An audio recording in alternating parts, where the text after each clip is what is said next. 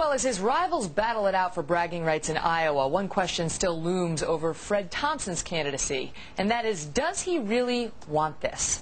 His desire to actually be president called into question again over the weekend after he told KCCI in Des Moines, quote, "I have the background, the capability, and the concern to do this, and I'm doing it for the right reasons.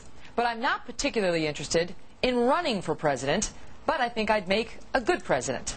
Fox's Chris Wallace asked Thompson about the comment when he appeared on Fox News Sunday. Here's what Thompson had to say.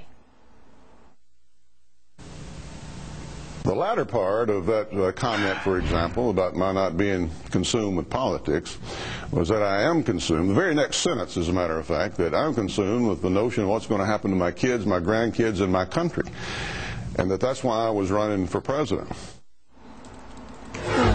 So, could this actually hurt Thompson's already struggling campaign, and if so, how badly?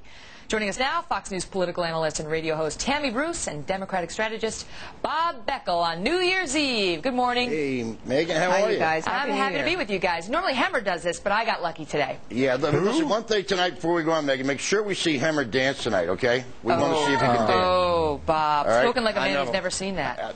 Yeah, I know. Well, everybody in America is looking forward to it, believe me. Hey, Bob. Good. Yeah, wait till you see me spin on my head. Is that going to be later? Or? Little rap style? No, it'll be break dance? Break dance in the streets of New York City. You know, man, Cool. I'll tell you, I'd pay admission to see that. You'll never I bet you would. When he does Pakistan news, you will never look at him the same again. That's right. In any event, on to political news. Ms. Kelly? And Mr. Thompson. Tammy, let me start with you. So he wants to be president, but he's not so hot on actually running for president. Does this guy really want it? Well, you know, the issue is if this comment was made on its own, singularly, it might not have so much impact. But what people noticed from the beginning, I personally was hoping Fred was going to be the guy. I was hoping he was going to be my candidate. But what we noticed from the beginning was what seemed to be a lack of enthusiasm. And that has really carried through. So when he says something like this, it essentially confirms what many people have felt from the beginning. I think that it says that maybe there's a sense of entitlement there. Heck, I'm concerned about the future as well. I think I'd probably make a great president. I'd also rather not run. But the issue also is that when you're the president, it's a constant campaign. It doesn't stop. You're either campaigning for legislation, for running again, for other candidates, you're campaigning for America around the world. So Fred Thompson thinks that this is something that one just gets slotted into and then there's a script. He's got another thing coming, obviously, and I think this will hurt him considerably. You know, before he actually got into the race, Bob, people looked at him as a big threat, particularly to Romney, that he would come in as the true blue conservative and really scare the likes of Romney and so on. It really didn't happen. Do you think it's because of what people perceive as a lack of enthusiasm? Well, I think part of it's true. By the way, Tammy, running for president, keep your day job, okay? I mean, I think you do great at what you do. In terms of no shot there. It's the end of the year. But I'll tell you what Thompson's problem Happy New Year to you too.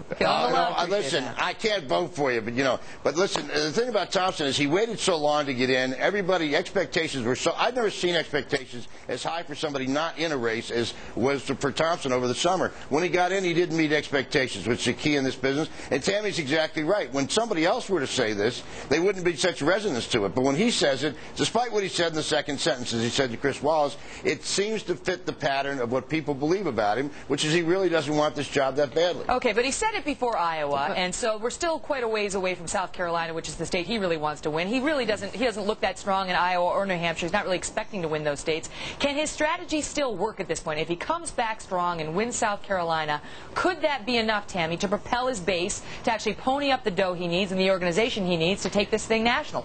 Well, you know, I blogged on this just yesterday, and the kind of weird, hostile, paranoid remarks I got from what's called the Fredhead base indicates that there is a little bit of a panic, I think, even in his general base, internet trolls, the nature of people at the grassroots, is that they recognize that he keeps, in what one commenter noted, cutting the legs off of his own chair. He's got to be able to raise enough money. If he loses Iowa, it's not a big deal. New Hampshire is key, and then he's going to decide if he's got enough money and can hit Florida on the 29th. And, of course, there's the Super Tuesday. But I would suggest to Bob and everyone else, you know, Fred Thompson very well could have been a very good president. It's clear I don't think he's going to get the nomination.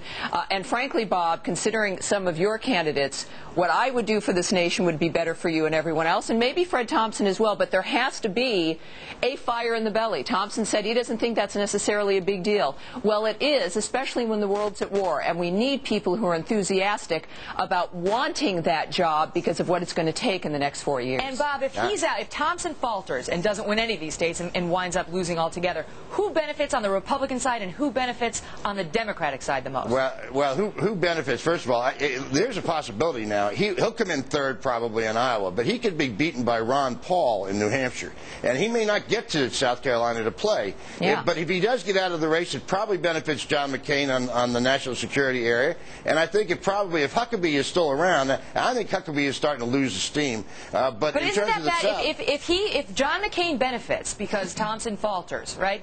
Does that not hurt Hillary That's not Clinton? the Because case. McCain is polling very well against Clinton right now. yeah, but it helps McCain in South Carolina, Tammy, is my point. Thompson is liked a great deal because of his immigration position. Those people are not going to go to McCain. They're either going to go to Giuliani, who at least did not design the amnesty bill like McCain did, or they're going to go to Romney. That's where those votes are going to go. Let me say it right here. Quickly. John McCain is going to be your nominee. Oh, interesting. Okay, there we go. You heard it here No, first. it's not the case. Bob and Tammy, Happy New Year. Thanks so much for everything. Happy New Year, you too. everybody. All right.